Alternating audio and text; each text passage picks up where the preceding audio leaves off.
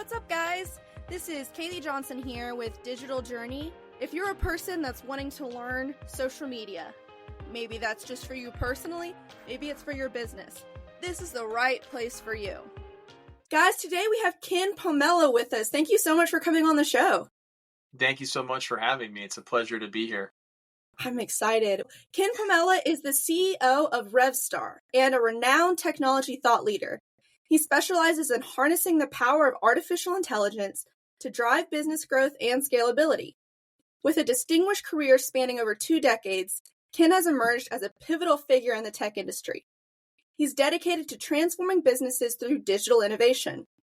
His expertise lies in developing AI strategies that align with business objectives, ensuring organizations remain competitive in the rapidly evolving digital landscape. I'm a big fan of AI. I love using it, and I love learning how to use it responsibly. So go into how did you get to this point in your journey? What made you interested in AI, and how did you get to where you are today? I've been involved with technology my whole life. My parents were in the business, and I kind of just grew up around it. I taught myself how to, build small applications when I was in junior high school. So Wow. I had a little web design business in high school. So even as a kid, I've just always been exposed to technology. And then I decided to take that on as a career. Started out as a software engineer, own my own business now. The bulk of what we do has always been software development, but I'm excited about AI just like you are, especially generative AI. And like everyone else, I was playing with Chat GPT at first, but I realized that quickly that there's some really great business implications for generative AI technology. So we quickly started to help our existing customers, make small POCs with the AWS technology that we partner with. And it's really been transformative, and those projects will kind of grow and evolve, and we'll open up this service to more new customers as we go. But it's a really exciting time. These technologies make a huge impact, so I'm right there with you, and we're going to keep helping folks implement these in a ethical and responsible way. And ethical and responsible is so key, because sometimes people think of AI as, I'm just going to do this to get out of work, but people can tell. You can tell if it's someone using AI to actually help others, or if it's just to make them have less work. So how do you see AI intelligence transforming businesses today? What are some of the most common misconceptions about AI when it comes to the business world? I think a lot of misconceptions, but I think the biggest one you have to be careful is that this stuff is inherently safe and secure just because some semi-reputable company is publishing it, right? So look at OpenAI. People just immediately started putting information in there before they thought about who's looking at this. How do I classify the information I'm putting in? Is this okay to make publicly available?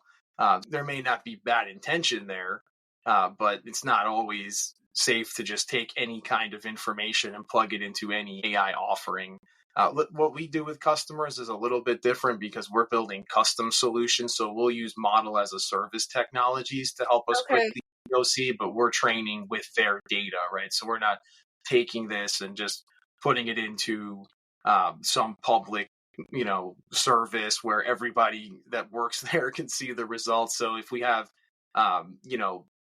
customers that have to deal with compliance, or they have proprietary information, we can set them up in their own cloud environment, train some base models with their data, and have them securely prompt data that's theirs with their information, being in a secure environment. That's great. And I think since AI is newer, everyone's jumping on the bandwagon, and people are like, oh, it's a robot. They don't take into connection that people are seeing the data that you input. It's not just a robot storing it away to never use again. You need to be responsible with it, and you need to understand, what is it okay to put in here that I'm okay with, hundreds of thousands of people seeing eventually at some point. And so being able to have that personalized setup is so valuable to make sure that you're protecting your hard work and you're protecting what you own from that aspect.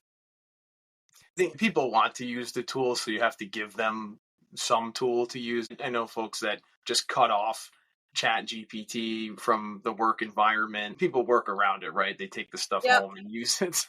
Exactly. The people that handled that the best did a lot of education on it. What, can you use? What are the guardrails, right? But they didn't necessarily shut it down. That was just one of those things where it happened so fast, right? People had to react to it. Yes. But building these tools and what we do inside of the customer's environment for specific use cases, it allows folks to use the technology, and it's very scoped to the work that they're doing. That's so important, and making sure that having that tailorization is a way to keep everything safe and secure while still growing.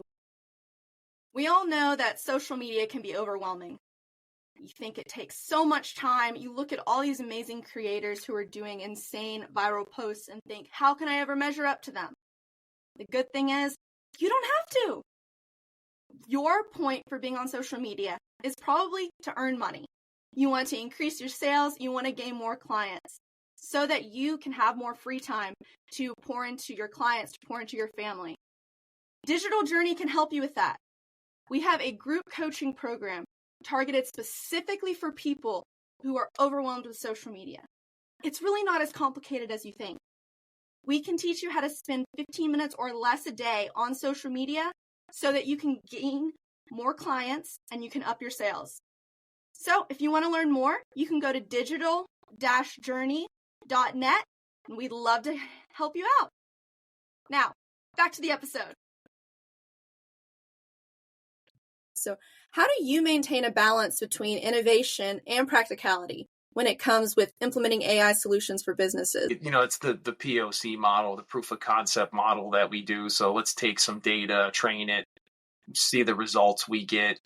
You don't kind of take on this huge initiative before you show some value, right? We're doing something right now for a company that's in logistics, and we're taking data that they have to automate some of the dispatching decisions that are made as a very step one. We're not rushing that right out into production. We'll have suggestions for existing dispatchers, further train from their feedback. I think it's about doing a crawl, walk, run approach with it and making sure that it adds value before you make a larger investment. It's just a little bit about the approach. I think you have to look at it holistically for the business.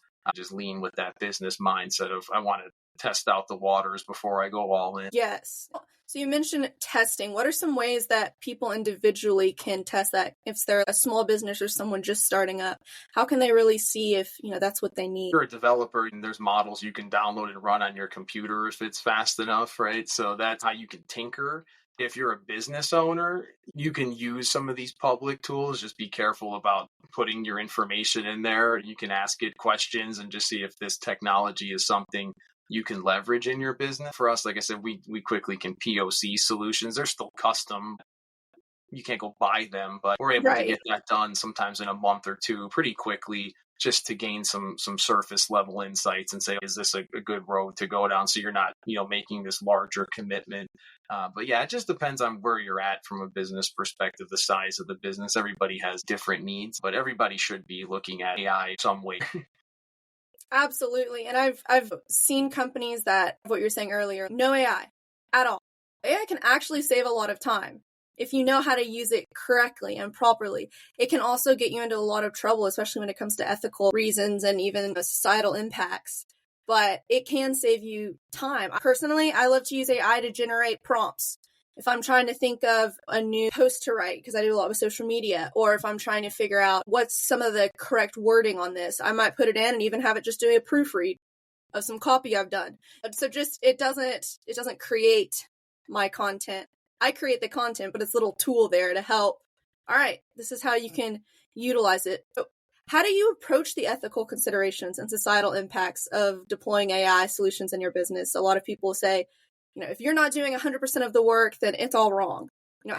How do you broach those topics? I think what you said is great. So you generate ideas, you do some outlines, maybe some draft content, but you review it, right? You make sure that it's in alignment with, what you want to present as a business. I mean, you hear some of these horror stories, right? Unfortunately, when you have a publicly trained model like a Chat GPT, some things can pop up. But, again, that's some of those guardrails and how you use the data.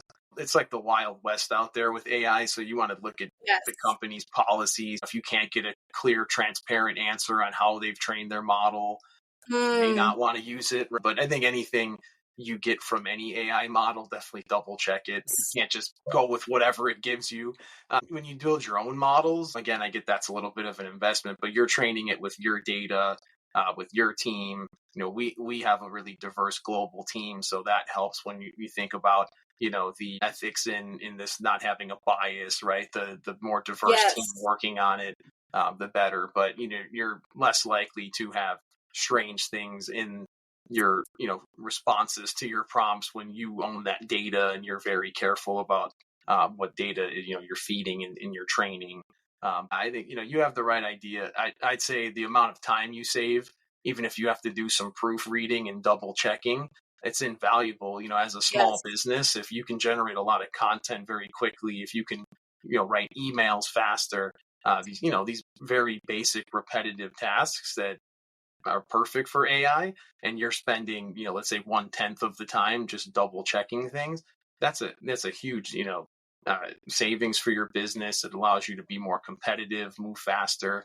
So that the benefits outweigh, I think, the bad, as long as are approach it the right way. I 100% agree. And I like what you said about, making sure that the artificial intelligence unit you're using is accurate, especially when it comes to numbers and statistics. Because sometimes you'd be like, show me the percentage of realtors that are on social media, and it'll just generate a random number. And then you go look at a study and you're like, this is 20% off. So making sure that you're checking it and know that even computers have bias, because computers are made by humans. And every human has their own lens through which they view things. Therefore, ChatGPT or any of the other ones are going to be influenced by that also. I think the idea of, if you have the resources to create your own AI program like you do, is amazing, because the information you're putting in is correct. It's the type of thing that you're going to need, and you don't have to get pulled aside by stuff where you're like, this isn't accurate at all. It's funny. These large language models are somewhat bad at numbers. If you give them math or things like that, you tend to get weird responses where it just, in the way they work and the way that they do their matching on text, it's looking for what is the most likely next response. Mm-hmm. When they look at numbers, on the fact that they're looking at a wide range of information on the internet, it can tend to pull some inaccurate numbers into the model. But so you just know that those are things you have to research. Get just the awareness of the tool you're using and how it works and how it was trained is really important. I remember when I was in college, I took a class and I was doing physics in it. And for some of the homework, we were allowed to use AI. And so I'd enter something in and they were like, try to give me an answer. And that is not even the right answer.